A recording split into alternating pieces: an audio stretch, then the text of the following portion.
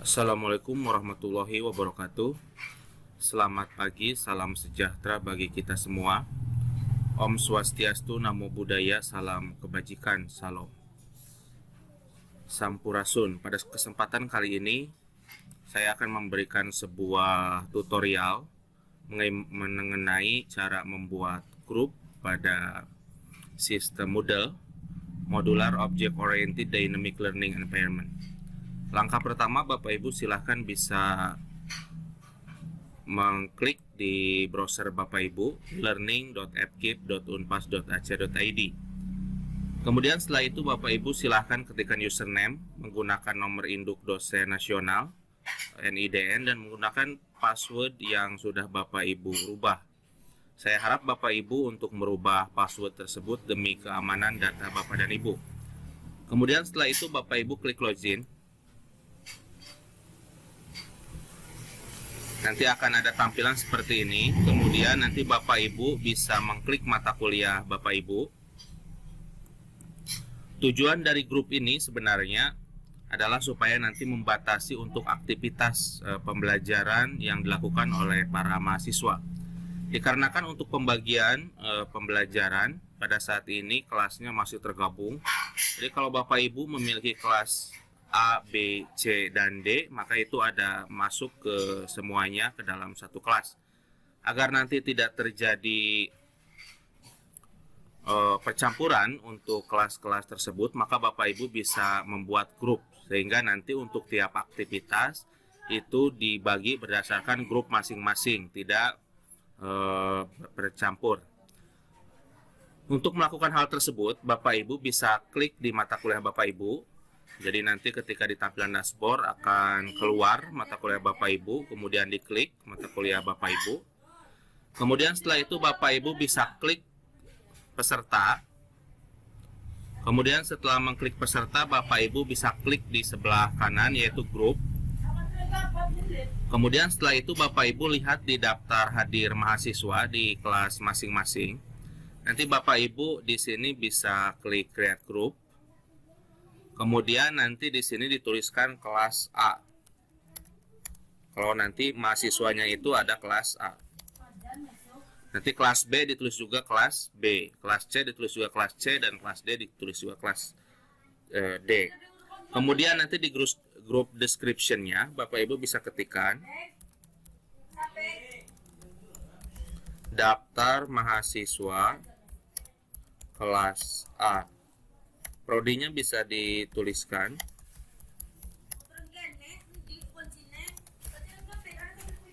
Kemudian setelah itu Bapak Ibu bisa mengklik untuk simpan perubahan.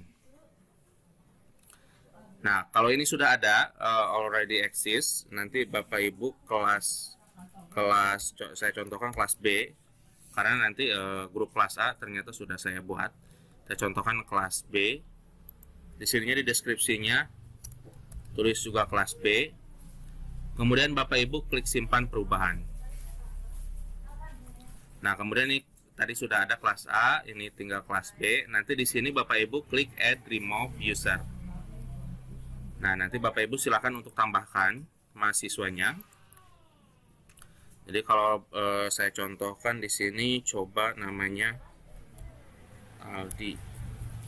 Nah, Muhammad Aldi. Nanti tambahkan contohnya. Kemudian nanti yang kedua kita lihat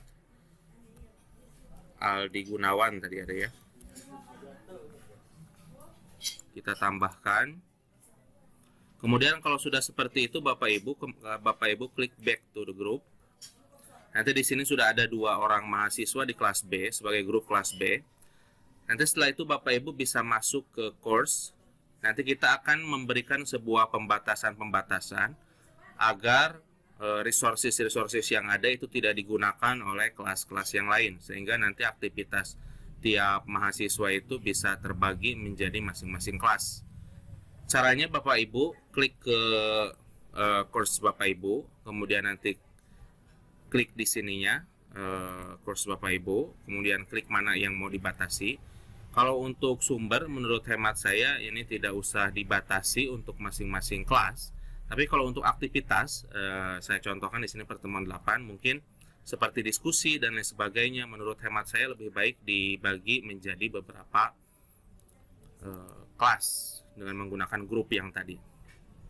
Akan tetapi untuk semester selanjutnya kami akan bagi pula berdasarkan kelas, jadi tidak akan tercampur seperti ini.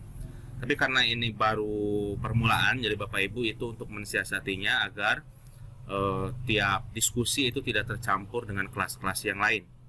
Bapak Ibu juga bisa membagi menjadi kelompok-kelompok kecil, bukan hanya kelas. Nanti membuat grup seperti yang tadi Bapak Ibu. Contohnya dalam satu mata kuliah, Bapak Ibu ada 5 kelompok, maka oleh Bapak Ibu bisa dibagi menjadi 5 kelompok grup kecil.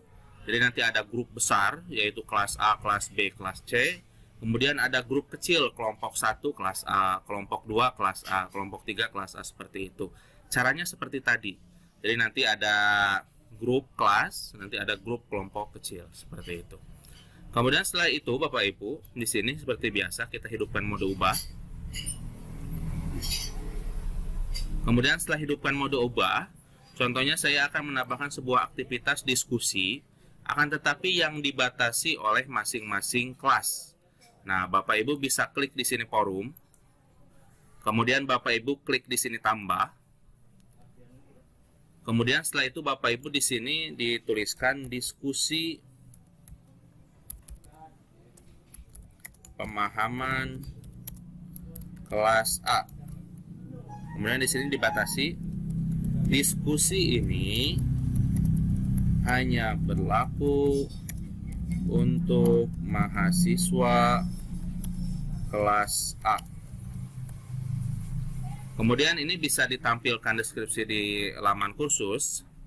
Kemudian di sini availability-nya dibiarkan saja.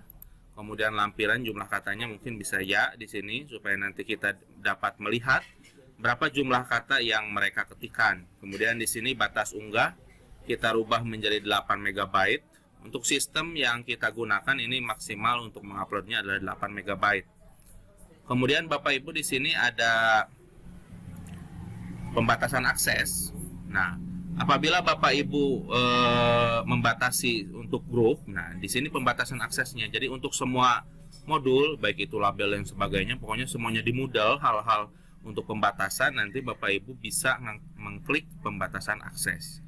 Kemudian setelah itu Bapak Ibu klik tambahkan pembatasan, kemudian berdasarkan grup seperti ini.